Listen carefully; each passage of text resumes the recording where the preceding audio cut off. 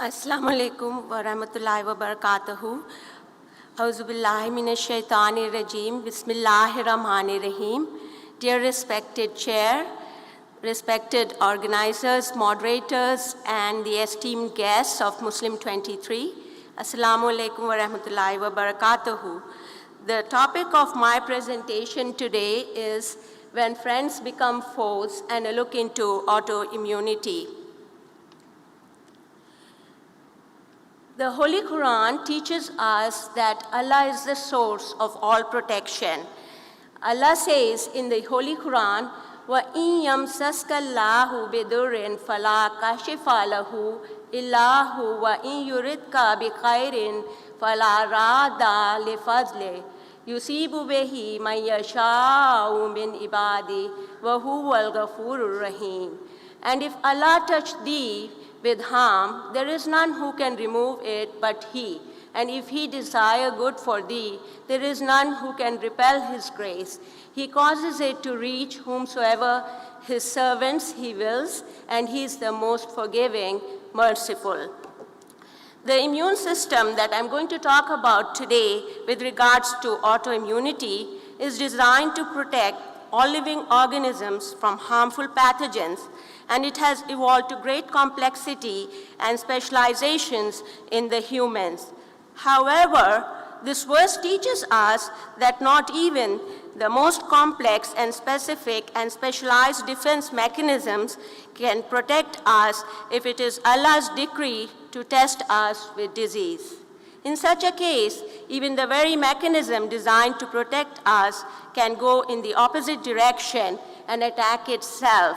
And everything needs the right decree of Allah Ta'ala, and He's the sole protector.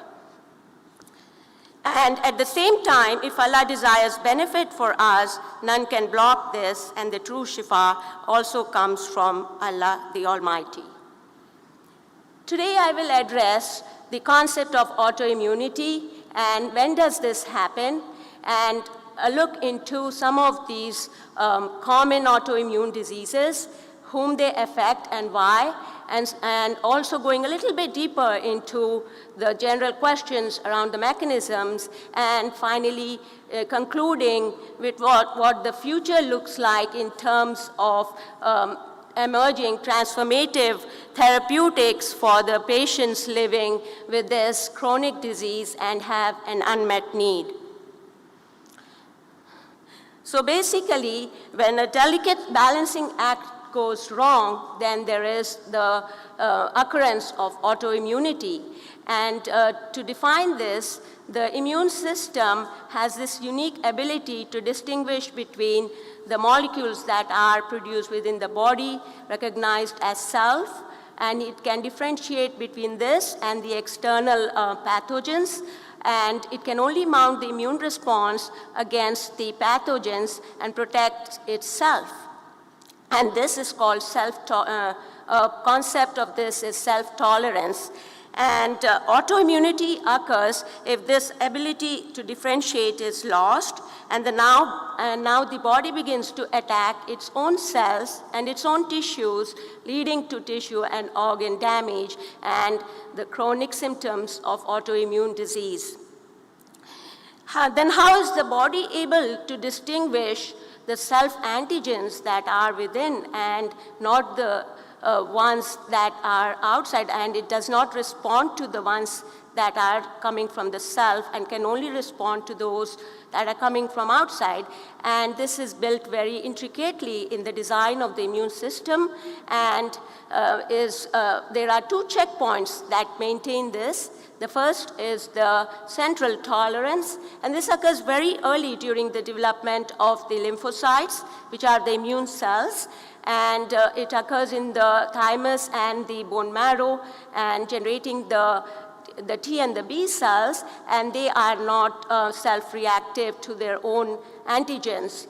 However, when they move into the periphery and the circulation, then what happens is if there is any self-reactive T cells or B cells coming that have missed the central tolerance checkpoint and could cause some damage, then there is a second checkpoint, which is the peripheral mechanism of tolerance, and that can cause the deletion of these cells, and there are different mechanisms for that. So this is how a balanced immune response is maintained. And when this balance is disturbed, then it leads to autoimmune disease. And the hallmark of autoimmune disease is autoantibodies, self-reactive T cells, and ongoing inflammation, which then becomes chronic. So what tips the balance in autoimmunity, and how does this happen? So in a very simple manner, the cells that are emerging as having the major role in autoimmunity are the T cells. And there are different subtypes of T cells, and what you see here is that a balanced immune response requires the balance in the ratio of T effector cells and T regulatory cells. And the T effector cells are the ones that mount an immune response and recognize the antigens, while the T regulatory cells, they are immunosuppressive. So they are a discrete set of T cells that can suppress the immune response. And what happens is when there is an attack by the pathogen, then the body responds and tries to clear the attack. But sometimes, due to certain conditions, and I'll come to that in my later slides, it kind of persists where the body is not able to counteract. And there is some destruction occurring in terms of the cells in the tissue. There is a difference in the ratios. Now you can see the balance is shifted more towards the T effector cells.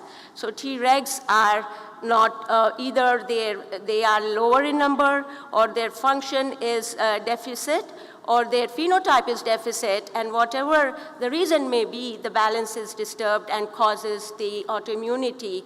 And regarding the T regulatory cells, they are very important players, and they are emerging as targets of the current therapeutics, and I'll discuss this in the last slide. And basically, they can interact with different cells that are the key players. The other cell type is the dendritic cell besides the T effector cells. And just to give in perspective, what is the purpose of these dendritic cells? Every cell that is made in the body by Almighty Allah has a purpose and a goal to perform. And basically, these dendritic cells, they are antigen-presenting cells, and they are a bridge between the innate and adaptive immunity. Basically, in the body, you may have immature dendritic cells that are not responding to any antigens, but under certain conditions that can happen locally within the cells, and you can see the mediators there, or it could be external conditions such as genetic, epigenetic, environmental, and so on.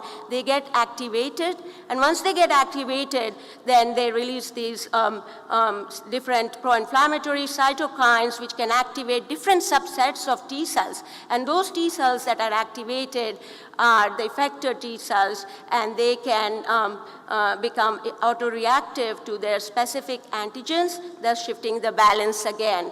And this shift in balance will cause autoimmunity. However, there is this tolerogenic disease that have more tolerizing function, and like the T regulatory cells, they can also modulate the response towards inducing tolerance. So an interesting question, how does these diseases come into existence? So far, we don't know the exact cause of the disease, but it seems to be that it is affected in a variety of populations and more women than men. And like I already mentioned, there are a lot of factors, including the external environment.